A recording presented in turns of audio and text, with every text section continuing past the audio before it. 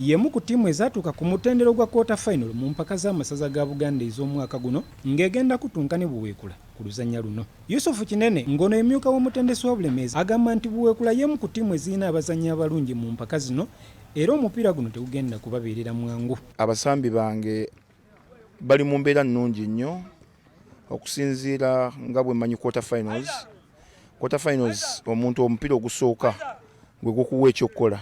Emipiira gyonna egy'omutendera guno gigenda kuzannyibwa ku sande ya sabiti eno era nga Bulemeezi egenda okusooka okukyaza Buweekula ku kisaawe ky'Akasana. Kyensindikira abawagizi baffe tugenda kugezaako nnyo okulaba nti tuwangula omupiira kuba era nga bwe bagamba mu kapiira ng'oyagala okuba champion olina kusooka kugyamu amaanyi.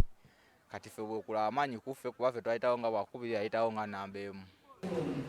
Kino kyejjidde mu kiseera ng'omusomo gw'abagenda okukuuma obutebenkevu n'ebyokwerinda mu bisaawe mu mpaka zino guyingidde olunaku olwokubiri ku Fufa Technical Center enjeru. Abakuumaddembe 45 okuva mu masaza ag'enjawulo be beetabye mu musomo guno ogw'ennaku esatu nga guwagiddwa Obwakabaka bwa Buganda nga buyambibwako ekibiina kya Fufa. Kikulu nnyo ogenda mu maaso n'okukola emisomo gino.